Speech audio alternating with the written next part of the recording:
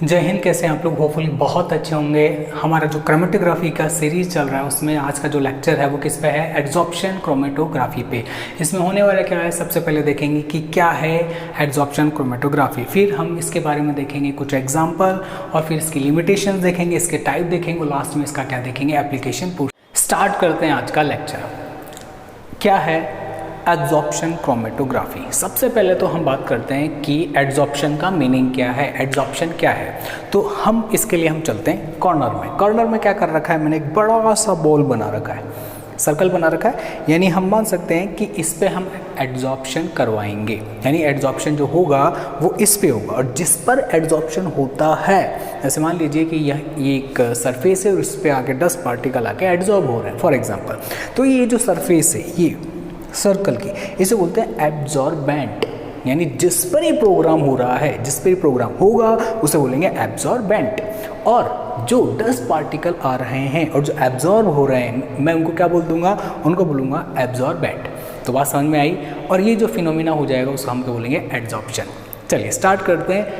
Adsorption chromatography के अंदर stationary phase जो रहेगी वो हमारी क्या रहने वाली है, वो रहने वाली है क्या, solid absorbent on which the sample component are adsorb. ठीक है, तो यह तो होगी हमारी क्या, स्टेशनरी फेज, यानी सॉलिड होने वाली है।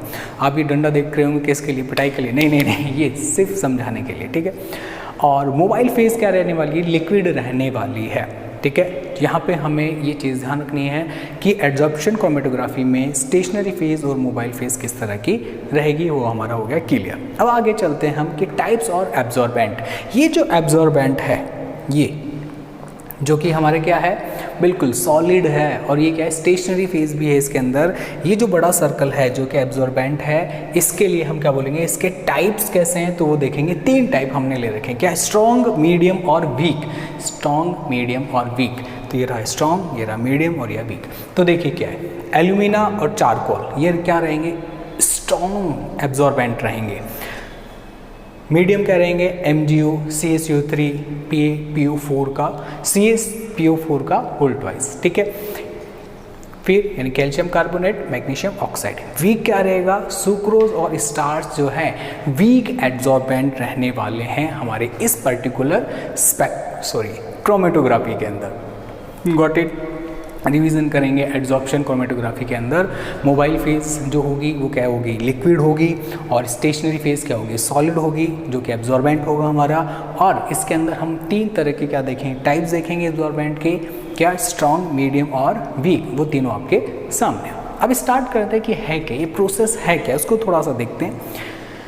When A solution flow over the active surface of the solid, यानी जैसे मान लीजिए ये एक्टिव सरफेस है किसी सॉलिड की, इसके ऊपर मैं क्या कर रहा हूँ, बिल्कुल डांस नहीं कर रहा हूँ, इसके ऊपर मैं क्या कर रहा हूँ, सॉल्यूशन क्या करा रहा हूँ, फ्लो करवा रहा हूँ। ठीक है, एंड इक्विलिब्रियम इज स्टैब्लिश, और ऐसे करने पर इक्विलिब्रियम स्टैब्लिश हो गया है। इक्विलिब्रियम का मीनिंग क्या होता है, मैंने आपको बता रखा है, क्या, rate of forward direction is equal to rate of backward direction is equal to, यानी इस डायरेक्शन में जो रिएक्शन हो रही है और बैकवर्ड डायरेक्शन में जो रिएक्शन हो जाती है, अगर वो इक्वल हो जाती है तो मैं ऐसी कंडीशन को क्या बोलूँगा, इक्विलिब्रियम कंडीशन बोलूँगा उस पर्टिकुलर, बिल्कुल इक्वेशन के अंदर ये कंडीशन में। तो क्या बोल रहा है वो, कि जब मैंने किसी सॉलिड सरफेस पे सॉल्यूशन को फ्लो करवाया है, इक्विलिब्रियम इज स्टैब्लिश, और इक्विलिब्रियम हमारा क्या हो गया, स्टैब्लिश्ड हो गया है फॉर द एब्जॉर्प्शन और डिसॉर्प्शन।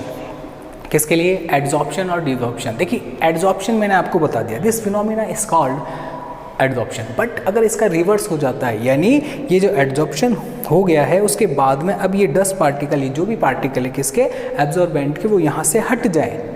ठीक है, जैसे ये हमारी सॉलिड सरफेस, इस पर हमने क्या करा, 10 पार्टिकल आके लग गए, हमने क्या करा, ओह वो डस्ट हो गई तो हमने यहाँ से इसको हटा दिया। तो अब ये क्या हो गया, डिसॉर्प्शन।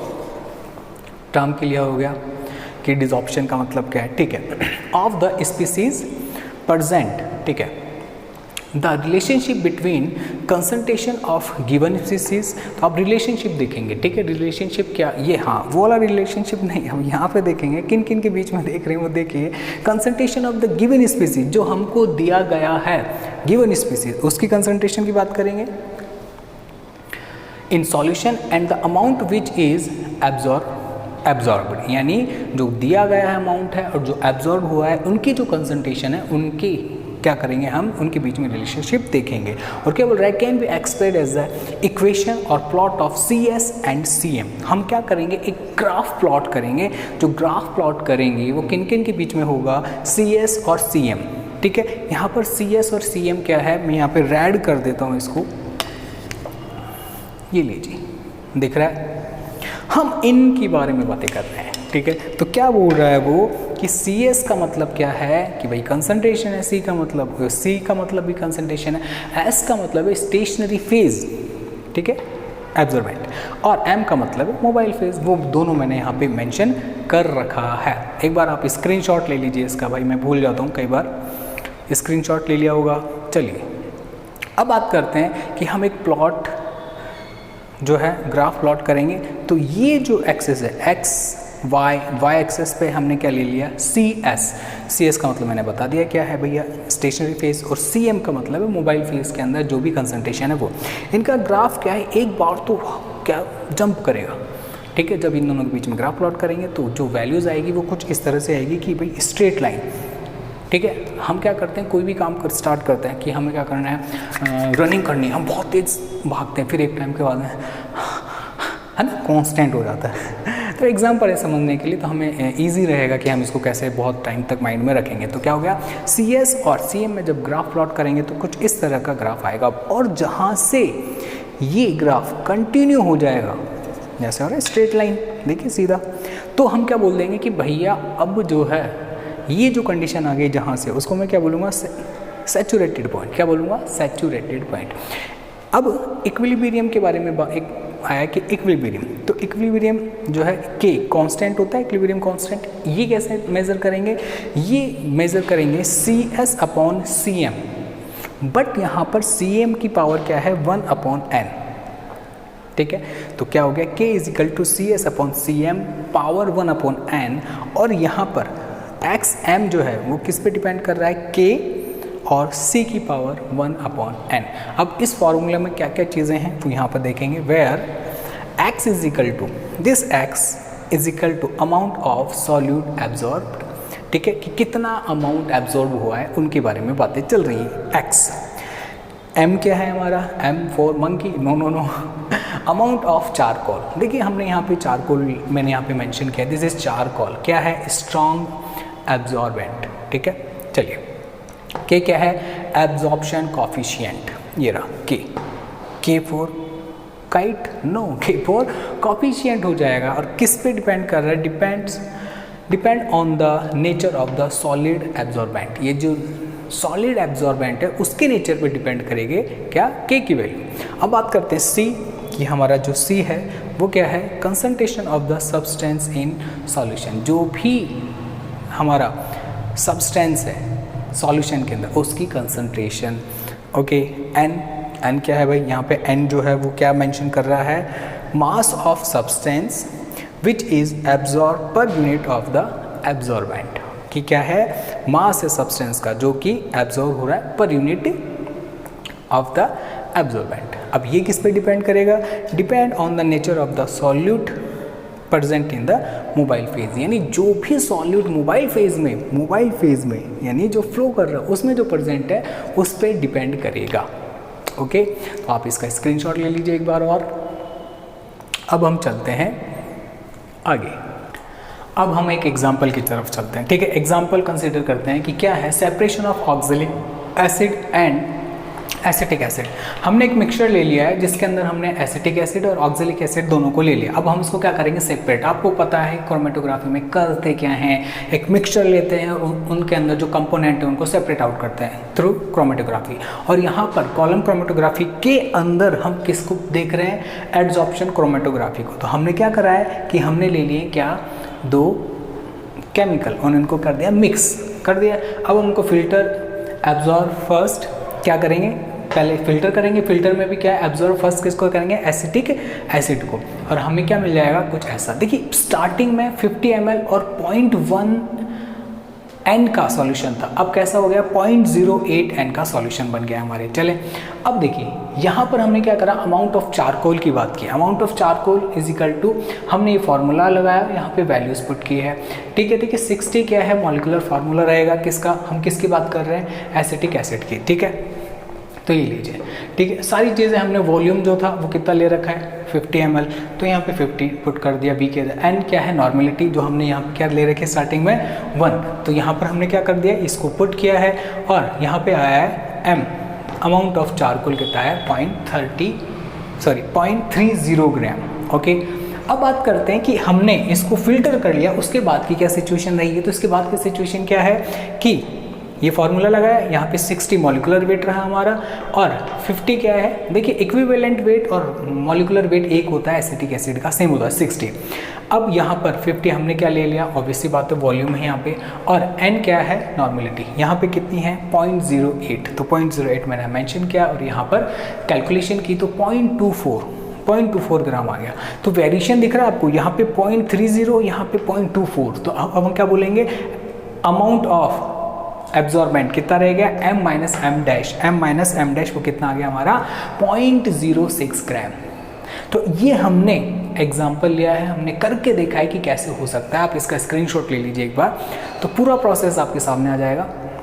ये हमारा एग्जाम्पल हो गया। अब आप बात करते हैं प्रिपरेशन ऑफ कॉलम, कि कॉलम की जो प्रिपरेशन होती है वो कैसे करते हैं। जनरली 2 टाइप ऑफ कॉलम आप प्रिपेयर्ड, 2 तरह के हम कॉलम प्रिपेयर कर सकते हैं। कौन कौन से हैं उसके बारे में बात करते हैं। फर्स्ट ड्राई और दूसरा क्या है, वेट, यानी एक तो ड्राई रहेगा, एक वेट के रहेंगे। अब बात करते हैं इनकी लिमिटेशन क्या है। जो हमारा ड्राई कॉलम है उसकी लिमिटेशन क्या है, जैसे हमारी भी कुछ लिमिटेशन है, हम चल सकते हैं, दौड़ सकते हैं, उड़ नहीं सकते, बात समझ में आ रही है। वैसे ही हम पर्टिकुलर नहीं उड़ सकते, ध्यान रखिएगा, हमारे पंख नहीं है, हम किसी विदाउट एनी गैजेट नहीं उड़ सकते। हाँ, अब कोई आप कमेंट करे कि हम तो उड़ सकते हैं ऐसा करके। हाँ, तो लिमिटेशंस क्या है इसकी, लिमिटेशंस इसके आपके सामने है।